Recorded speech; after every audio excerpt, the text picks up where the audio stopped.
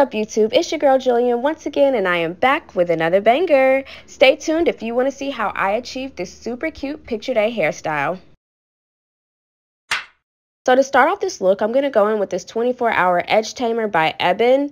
Personally, I always like to use edge control when I'm doing braided hairstyles because I feel like it gives the braids a more neat look. So in this video, you're going to consistently see me leaving the ends of her hair unbraided. I am going to go back with the edge control before I put the beads on, and I'm going to seal her ends, and then I'm going to put beads on her hair. So braiding it down to the bottom is just not necessary.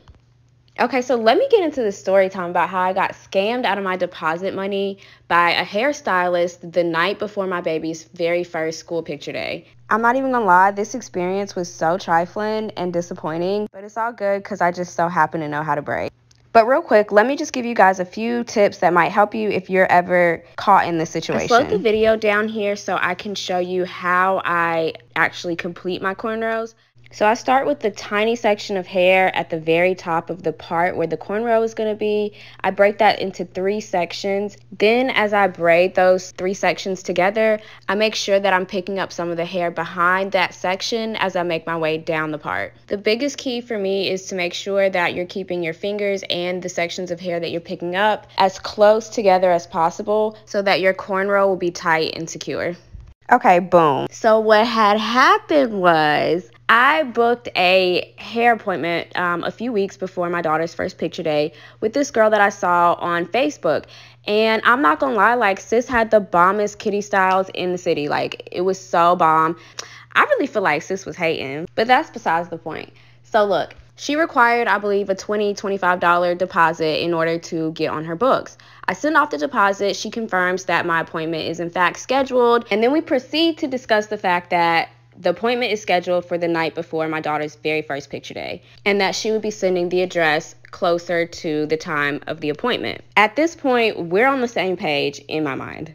So appointment day comes and I don't hear from her. I try to be patient, but then I think it's like 2 hours before the appointment time, I finally go ahead and I message her and I ask her for the address so that I can be on time and be prepared distance-wise, just have everything together. Red flag number 1, no response. I really went out of my way to be respectful of her time as a first-time client until about 30 minutes before the appointment. Okay, pause the drama. So a lot of people ask me how I get the beads in my daughter's hair, and I'm just gonna slow it down, zoom in, and show you guys how I do it. So after sealing her ends with the edge control to make it easier to thread, I fold the braid in half over the loop, and then I begin sliding the beads down the loop and the hair. Once I've added all the beads to the loop, I untangle the braid from the loop and I just slide the loop right out. Then I flip the end of the braid over the last bead and I secure it with a rubber band.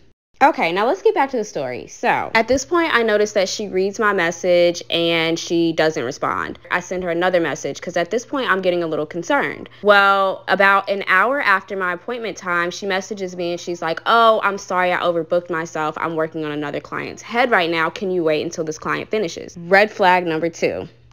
Another few hours go by. It's like 10 o'clock at night at this point, and I just kind of realized that I better get to work on my daughter's hair so she won't be looking a mess in her pictures. Plus, beg who? Not I. The next day, I did ask her if I could have a refund on my deposit since the appointment being canceled was not my fault, to which, of course, she declined. I honestly should have known better when I saw the demon time emojis in her bio, but you live and you learn. Moral of the story is always be able to do it yourself. This video is dedicated to my oldest daughter. Bailey, mommy loves you and you can do anything you put your mind to.